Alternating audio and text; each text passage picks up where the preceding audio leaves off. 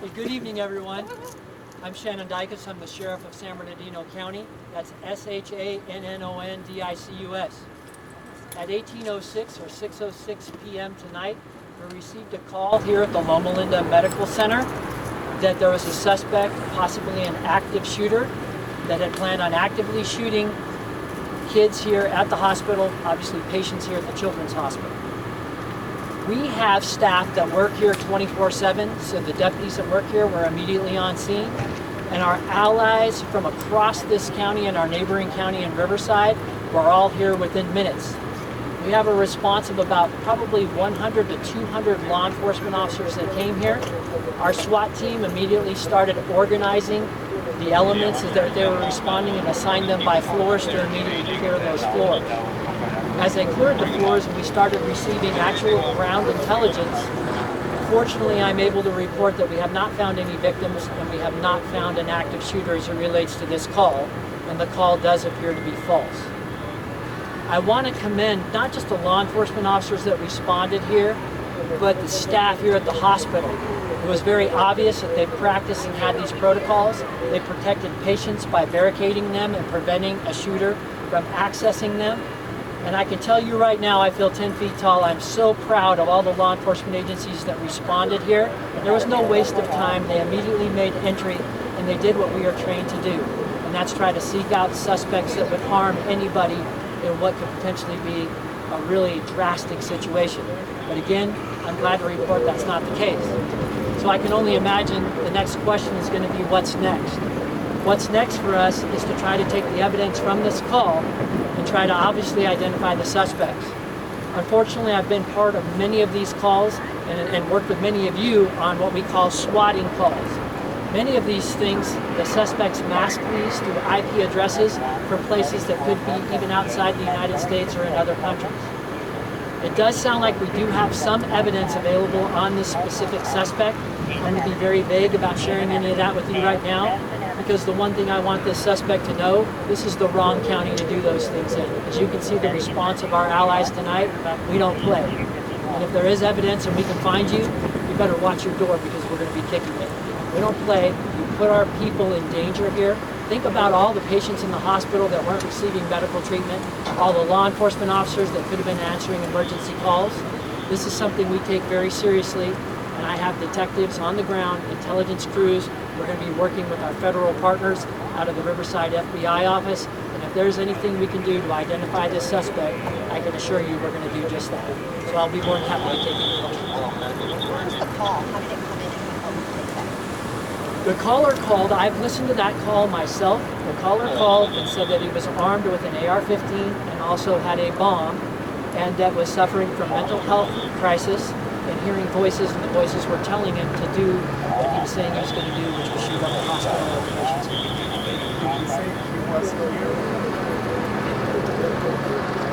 The description that we had for the 911 call when it came into dispatch, that he was here on scene. So at this time, you don't know We don't. And like I said, unfortunately, through IP addresses and modern technology, a lot of those things can be masked. It's certainly my hope that we'll be able to use evidence from the call itself and be able to do the best we can to trace this call and find the suspect or suspects that are involved. What was the disruption to the hospital and emergencies? How many people were evacuated? Well, I don't have exact numbers. I do have close to exact numbers in terms of the law enforcement officers that responded. But folks, this is a big hospital, and it's a trauma hospital, and this is specifically the Children's Hospital. It's packed with patients all the time. You can only imagine hundreds, if not 1,000 people inside that hospital have been affected by this, and just affected the entire community across the board here in San Bernardino County and even Riverside County in terms of the law enforcement presence that's here tonight. Sheriff, that was a pretty terrifying call, and I know you guys trained for this, but not truly the worst case scenario. This will truly happen for you guys. Absolutely, we do train for this. It is a worst case scenario because you essentially have victims that can't defend themselves. So, and especially when you're talking about children, their families that are here, and if you can only imagine the weight of what they're dealing with in the first place, only to have that happen. That's why I say I can't express enough the gratitude I have to the medical staff here that the things they were able to do. I listened to this call while it was going on, while I was responding here myself. To hear the deputies and law enforcement officers contact the medical staff that were barricaded trying to protect their patients, I mean, phenomenal. You think about the things they do, they are true heroes day in and day out in terms of being able to take care of our children in this case, but to take it the next step further and actually protect their lives physically, very commendable. The law enforcement officers that responded, there was no waste of time, folks. They immediately got in there, and the presence, I'm very thankful as the Sheriff of San Bernardino County to have the allies and the partners we have, the CHP, all of my 10 municipal police departments, my Riverside municipal police departments, and certainly Riverside County Sheriff's Department. Thank you all. And they all thank very you much. as well. The community thanks you for the quick response. So thank you, Sheriff, and for all your deputies and all work. No, it's my pleasure, and I could not be more proud of everybody that was here. And I'm glad tonight to be able to report to all of you that this was a false, what appears to be spotting call, and we will 100% go after the suspects. I'll make sure we do a follow-up with all of you.